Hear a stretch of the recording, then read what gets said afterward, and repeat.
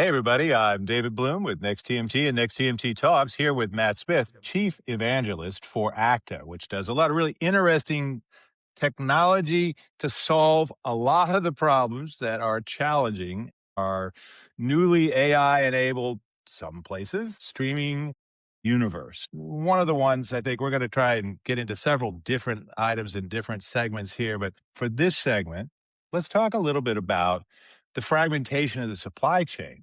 So the current problem, lots of legacy media and broadcasters and media networks, they've pieced together stuff over years, decades, right? They've got workflows that in some cases date back to Walter Cronkite, may he rest in peace.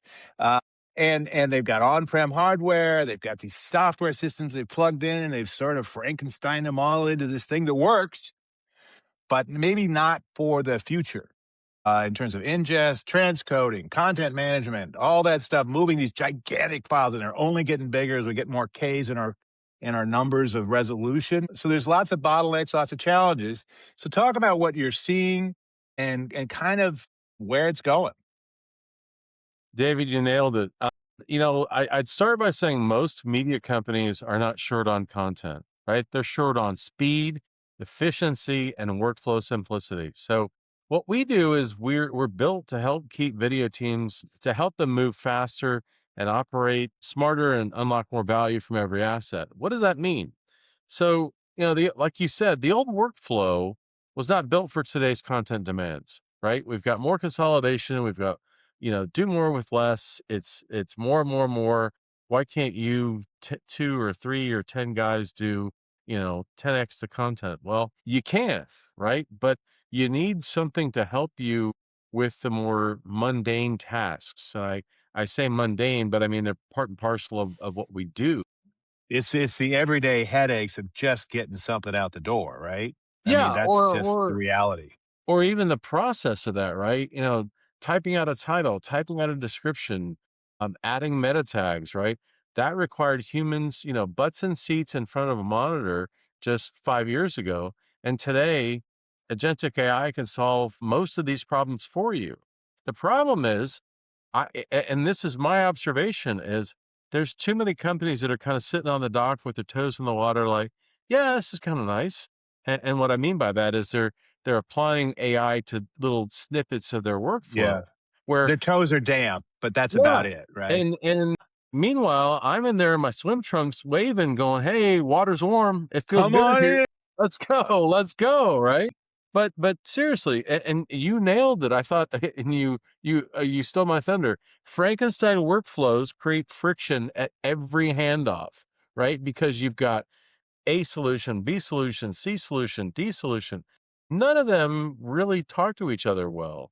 None of them, and don't even use the real 25-cent term, which is orchestration, right? Orchestration is the key to efficiency. And Right. So we've so that's always the AI layer on top of the AIs that are specialized that makes them all play well together, right? That's orchestration.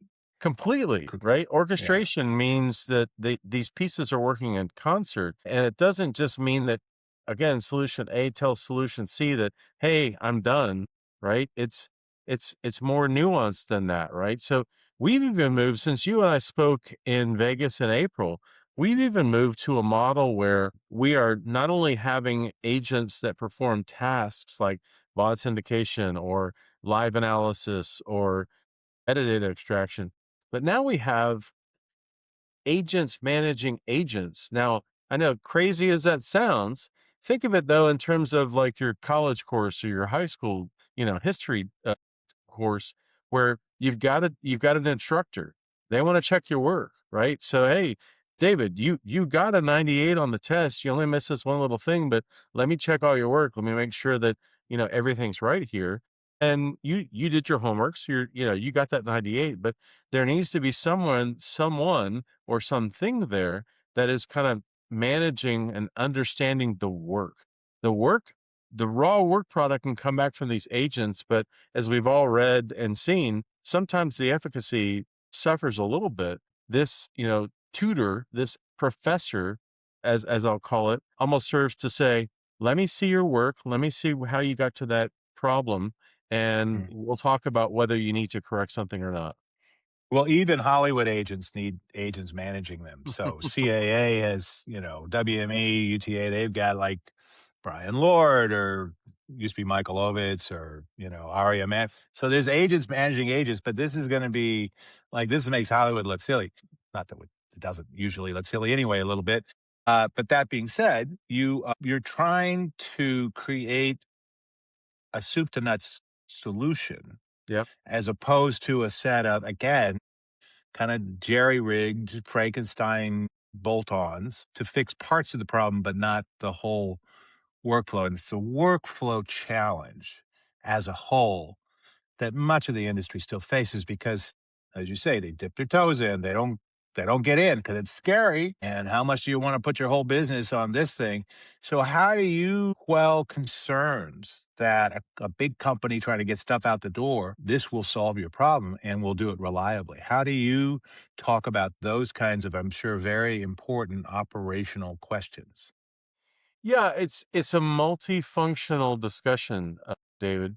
It's not just, a couple of years back, it would have just been with the technology guy, right? The VP of engineering or the head of product or something like that. Well, now the finance guys get involved too, right? So they're the Absolutely. guys. CFOs now is their thumbs are in this thing as much as anybody, right? That's the thing. 100%, 100%, Yeah, right? I did a tour through Comcast, and I lived that life myself, and there's merit to that discipline, right? Which is the finance guys want to understand why you're spending this money, where you're spending it, what the ROI is, right? So it's the finance guy is important as the product and the technology guy because they understand how the product wants to look, and they understand how the underneath the plumbing should work to feed that product.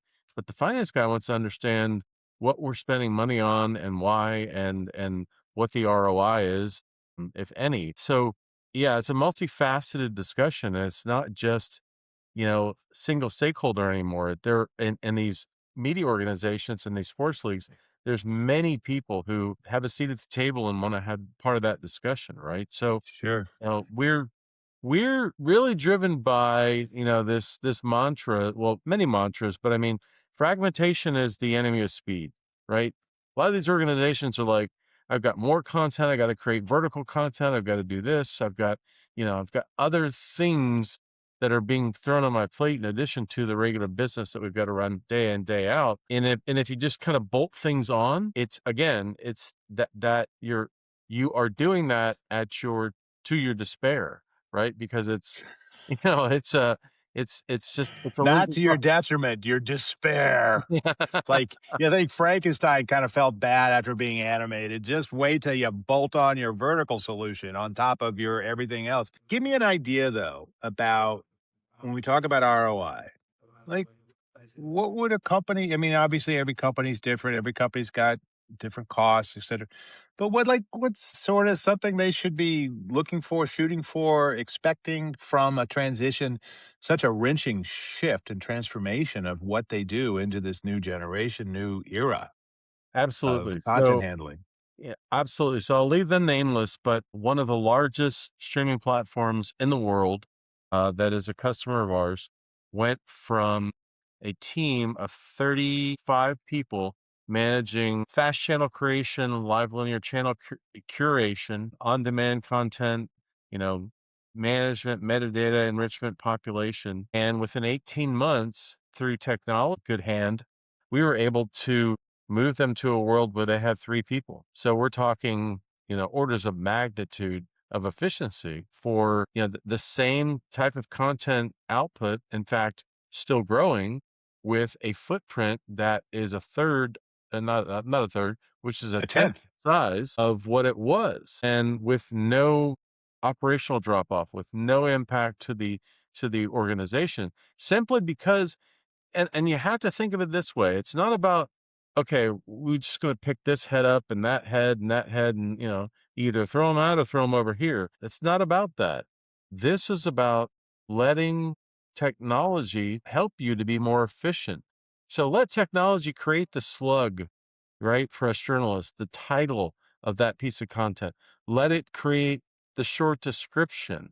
let it create the meta tags. Yes, it may get meta tags wrong, right? It may look at a weather clip and say thunder, lightning, palm trees, wind, hurricane. No, it's not a hurricane. It's just a bad storm, right? So, but one person can easily go and click X and eliminate that meta tag. But the point is that AI did all of this very tedious, heavy lifting, right? That someone used to have to sit there and type out at their keyboard just 18 months ago. Can you quantify, Matt? Because it seems to me that it's not just headcount changes. You talked a little bit about speed, basically, of throughput. Yep. And obviously, there's a bunch of stuff you don't have to do. But like, okay, so I don't need as many bodies here. So that's a significant savings. But to get the same stuff done, the same very heavy process oriented stuff done. But can you talk a little bit about timeframes in terms of, how long does it take a piece of content to go through the pipe, to go through the boa constrictor, basically, that pig to get Absolutely. through? Absolutely. So let's talk about what all the cool kids are doing these days, right? Vertical video, they're scrolling, right? They want to see the swipe, swipe, swipe, swipe. So our one of our customers came to us and said, "Look, we're seeing the audience. They want that sort of content. We want to enable that, but we're having to take a mezzanine asset that drops into our platform, pull it out, pull it into a nonlinear editor, an NLE, right? Final Cut, Premiere, pick your poison, and Reframe it, right? And all reframe that. it, vertically orient it, render it, and then spit the file out, bring it back into our platform, and then socially syndicate to Insta, to Threads, to wherever they're going. But that's entirely too long. And by the way, that process took about 12 to 13 minutes. One Mm. file, 12 to 13 minutes. So we looked at it and we said, let's do this in software. So now when the signal is coming in or when the file is ingested, we're doing an analysis. We're doing a vector frame analysis. We're doing speech to text. We're pulling meta tags out. We're generating a transcript. So captions aren't even needed anymore because we're pulling them out of the content. So all these enrichment pieces are interesting, but let's stay with the focus. So an editor at this organization can now take a piece of content and it could be two heads on a desk. It could be something else, right? And the AI says, and it even understands what's happening in the frame. So it says, let's take this thing full, meaning it's a vertically oriented, wide shot. Or if it's two heads at a desk, it's top and bottom, right? And it'll follow them, it'll track them throughout the length of the clip. Anyway, we can do the same action in software in the cloud in 2 to 3 minutes, where it took 12 to 13 minutes for someone to do this by hand. So that's Okay. again, real cost savings, real Yeah, that's economical savings. 4 to 5x right there, right? Yep, So, yeah, yep, makes a big difference. absolutely. We have much more to talk about in some other segments we're going to do. I think this is a good place for us to close this particular part and let Frankenstein lurch over to the village to have some tea for those who are still dodging the villagers with their torches, saying, "We want our stuff faster and better." So, with that, let me wrap this up. I'm David Bloom with Next TMT and Next TMT Talks, here with Matt Smith, Chief Evangelist for AKTA, about the ways that this market has created over the decades Frankenstein systems bolted together out of various parts, including abnormal brains. That's a young Frankenstein reference for those of you who are not Mel Brooks fans. And creating things that get stuff out the door that maybe aren't optimized for the complicated and interesting future right in front of us in broadcast and media. Thank you, Matt. And we will be back with more stuff My very soon. pleasure. Thank you, David.